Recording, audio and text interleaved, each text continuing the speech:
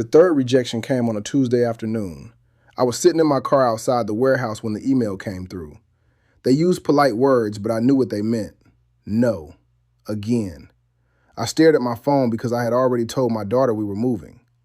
My name is Marcus Hill. I was 34 years old, working full-time at a warehouse, bringing home a steady check, and still getting rejected for apartments I could afford. The problem wasn't my job. It wasn't my income. It was my credit history. I knew my credit was bad. I just didn't know exactly what was on it because I had spent years avoiding it. Every time I filled out another apartment application, I hoped somebody would look past the score. But hope wasn't a plan. And after that third rejection, I finally realized I couldn't keep paying people to tell me no. There was an old phone bill in collections. There was a credit card I stopped paying after I got laid off. There were late payments from a car loan during a stretch when I was choosing which bills could wait. I kept telling myself those problems were behind me, but every apartment application reminded me they weren't. That was the part that bothered me the most. I had moved on in my mind, but the paperwork hadn't moved on with me. I was working. I was paying rent. I was taking care of my daughter. I wasn't sitting around doing nothing. But when that screening report came back, it didn't show the whole version of me. It showed the old accounts. It showed the late payments. It showed the parts of my life I was embarrassed about. After the third rejection, I stopped avoiding the paperwork.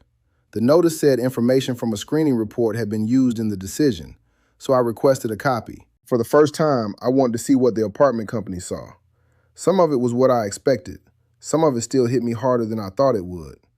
One collection amount didn't match my records, so I marked it to check later.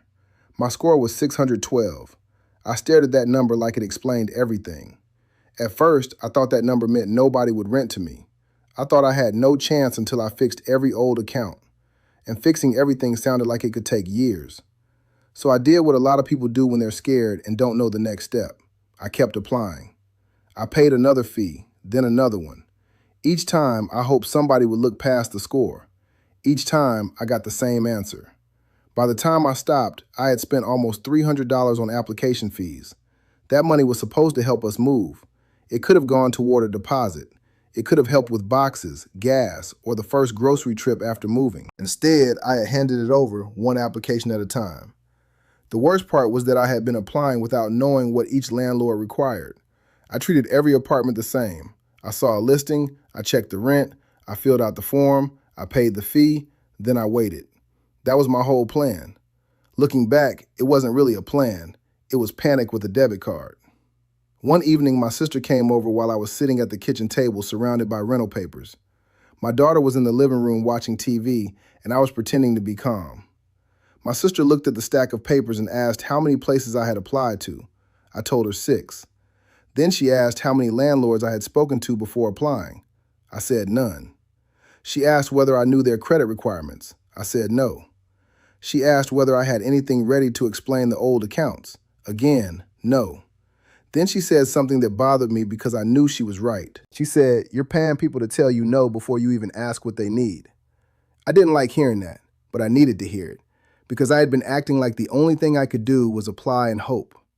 That night, I stopped filling out applications. I started making calls. Before applying anywhere else, I started asking 3 questions. What income do you require? What credit problems cause an automatic denial? Do you consider anything besides the credit score? Some places gave me a clear answer. One apartment company required a score higher than mine. Before, I would have applied anyway and hoped for the best. This time, I crossed it off the list and saved the application fee. Another place accepted lower scores, but required a larger deposit. That wasn't perfect, but at least I knew the rule before spending money. One landlord told me recent rental history and steady income mattered along with the credit report. That was the first time I felt like maybe I had been looking at the problem wrong. Bad credit didn't mean every door was open. It didn't mean every landlord would understand, but it also didn't mean every door was closed. For the first time, I wasn't applying everywhere and hoping. I was narrowing the list before paying. That changed everything. Then I started gathering documents that showed the rest of my situation. I printed recent pay stubs. I got a letter from my supervisor confirming that I had worked at the warehouse for more than 3 years. I asked my current landlord for a record showing my rent had been paid on time. I printed bank statements showing I had enough for the first month and a deposit. At first, I felt strange putting all of that into a folder. It felt like I was trying to prove I was a decent person, but that wasn't really the point.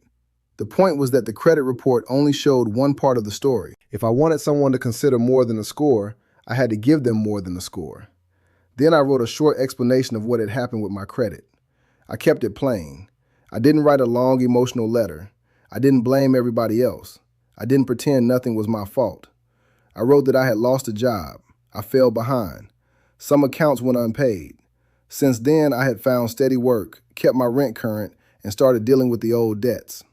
I gave the background. Then I showed what had changed. That was important. I wasn't just saying, please understand. I was saying, here's what happened, and here's what I'm doing now. I also started looking beyond the large apartment companies. The bigger companies usually had set rules. The person taking the application couldn't make many exceptions. If the system said no, that was it. That didn't make them bad. It just meant I needed to understand what kind of place I was applying to. Some smaller landlords looked at more of the situation. That didn't mean they ignored bad credit. It meant I had a chance to explain it. I found a duplex owned by a retired couple. The rent fit my budget. It was close to my daughter's school. The place was older, but it was clean and in a quiet neighborhood. I didn't apply right away. That was the old Marcus. The new Marcus called first. I told the owner my credit score was around 612. I said my income was steady. I said my rent had been paid on time. I said I could provide references. There was a pause on the phone, and I remember thinking, here it comes. He's about to tell me not to bother. But he didn't. He said, the score is part of it. It's not all of it. That was the first time anybody had said that to me. I met him at the property 2 days later. I brought the folder with my pay stubs, employment letter, rental history, bank statements, credit report, and written explanation. He went through everything at the kitchen counter while I stood there trying not to look nervous. He pointed to the collection accounts and asked what I was doing about them. I told him the truth. I had contacted 2 of the companies and started payment arrangements. The third account was the one I was checking because the amount didn't match what I had. He asked why I wanted to move. I told him about my daughter's school. I told him about the problems at our current building, the noise, the people hanging around outside, the broken lock on the side door that kept getting fixed and broken again. I didn't try to make myself sound perfect. I just told him the truth. I wanted a safer place. I wanted my daughter to be able to sleep without hearing arguments in the hallway. I wanted to come home from work and feel like we could breathe. He didn't approve me that day. He called my employer. He called my landlord. He reviewed the application. Those 3 days felt long. Every time my phone rang, I thought it might be him. Every time it wasn't, I told myself not to get my hopes up. Then my phone finally rang. He said he would rent me the apartment with a higher security deposit. It wasn't a perfect deal. The extra deposit hurt. I'm not going to pretend it didn't, but it was an amount I could manage. And the difference was, I knew about it before paying the application fee. I knew the situation. I knew the requirement. I knew what I was walking into. I signed the lease the next week. When I told my daughter, she ran to her room and started packing toys into a laundry basket. She didn't ask about credit scores. She didn't ask about screening reports. She just knew we were moving somewhere better. And that hit me harder than anything else. Because while I had been carrying all this embarrassment about my credit, she was just waiting for me to find a way. We moved in on a Saturday. The kitchen cabinets were old. The bathroom was small. One of the bedroom doors stuck when the weather got humid. None of that bothered us. She had her desk by the window. Her school was 10 minutes away. There was a playground behind the building. The first night there, I sat at the kitchen table after she went to sleep and looked around. It wasn't fancy. It wasn't perfect, but it was quiet. And for the first time in months, I didn't feel like I was waiting for another rejection. My credit was still bad when we moved. Nothing changed overnight. Those old accounts didn't disappear just because I signed a lease. The score didn't suddenly jump because I found a landlord who listened. What changed was the way I handled the problem. I stopped applying anywhere that would take my fee. I checked what was on my reports. I asked landlords about their requirements before applying. I brought proof that my income and rent were steady. That didn't guarantee anybody would approve me. It just gave me a better chance than filling out applications and hoping. And I needed that lesson. Because for a long time, I thought bad credit meant the answer was always no. But sometimes the answer depends on where you apply, how prepared you are, and whether the person making the decision is allowed to look at more than one number. My experience won't match everybody else's. Some landlords have rules they won't change. Some people may need more time, more savings, a cosigner, a larger deposit, or another housing option. Some situations are harder than mine. I'm not pretending this is easy. But in my case, the score wasn't the only thing that mattered. The part I had been missing was preparation. Once we moved, I kept working on the old accounts. I checked the information that looked wrong. I kept current bills paid on time. I saved what I could. My score went up a little over the next few months. Nothing dramatic, but I wasn't afraid to look at it anymore. I knew what was there. I knew what I was working on, and I stopped treating every rejection like proof that I had no options. That credit didn't disappear overnight, but I stopped applying blind. I checked the report, asked better questions, and walked in prepared. That didn't make every landlord say yes, but it helped me find one who looked at the whole picture. And for me and my daughter, that made room to breathe again. Please like the video and subscribe to Broke to Breathing for more informative stories like this one.